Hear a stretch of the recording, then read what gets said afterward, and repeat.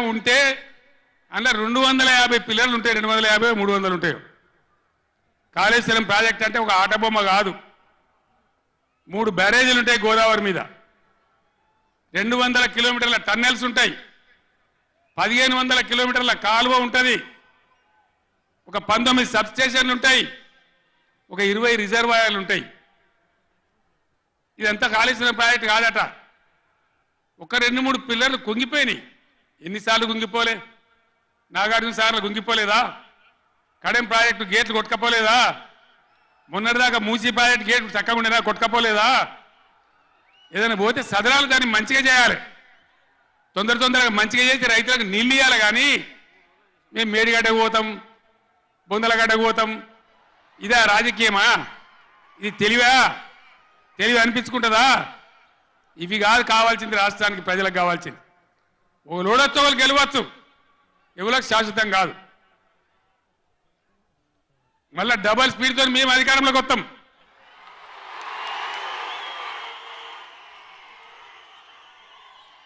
అప్పుడు మేం గిట్లే మాట్లాడన్నా, ఈ పద్ధతి అనుసరించానా? మిగిలితారా మీరు నశంలకు కూడా?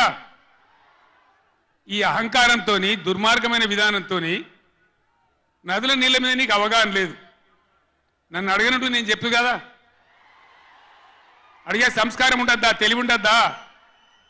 అన్నా ఏం దగ్గర ఇట్లా అంటాను, కేఆర్ఎంపీకి అప్పచెప్పమంటారు, ఏం చేయాలి? ఈ పొన్నాల లక్ష్మయ్య గారు ఉన్నాడు, హరీష్ రావు ఉన్నాడు, నేనున్నా, కడియం సిఆర్ ఉన్నాడు, నీళ్ళ మీద పనిచేసిన వాళ్ళు ఉన్నారు.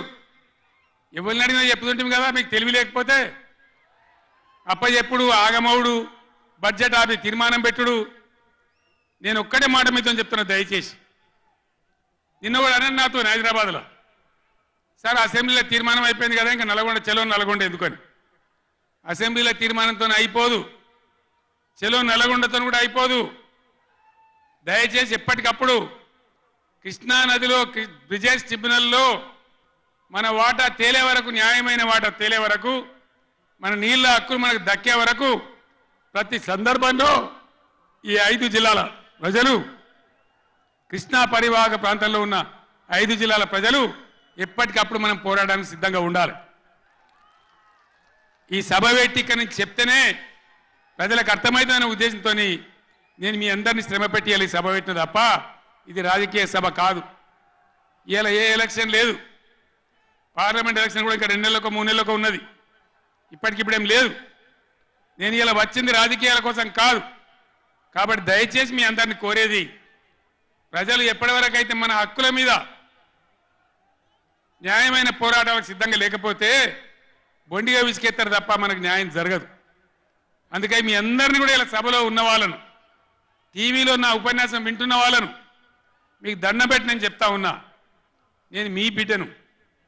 15 ఏళ్ళు పోరాడి సాగు నోట్ల తలకాయ పెట్టి చివరికి సాగు దాకా పోయి ఈ తెలంగాణ తెచ్చింది నేను. అందుకే నాకు గర్జు ఉంటుంది, ఫికర్ ఉంటుంది, తన్లాట ఉంటుంది, నాశనం కావద్దనే తపన ఉంటుంది. దీన్ని అర్థం చేసుకొని ఎప్పుడు యాక్షన్ కార్యక్రమాలకు పిలిపించినా ప్రభుత్వం యొక్క దమన నీతిని ఎండగా రేపు చేయాలి, చాలా చేయాల్సి ఉంటుంది. ఇవాళకి ఇట్లా మోపు చేసిన కరెంటు రేపు ఇస్తారా? మార్చిలో, ఏప్రిల్లో, మే నెలలో ఇస్తారా? అసెంబ్లీలోనే జనరేటర్ తెచ్చిపెట్టిండ్రు, అంతపాటు గనులు. ఎన్నోసార్లు నేను చెప్పిన అసెంబ్లీలో మీరు విన్నారు. ఇదే నరేంద్ర మోడీ ప్రభుత్వం మీటర్లు పెట్టాలి, నా తలకాయ పోయినా సరే పెట్టా అని చెప్పిన నేను.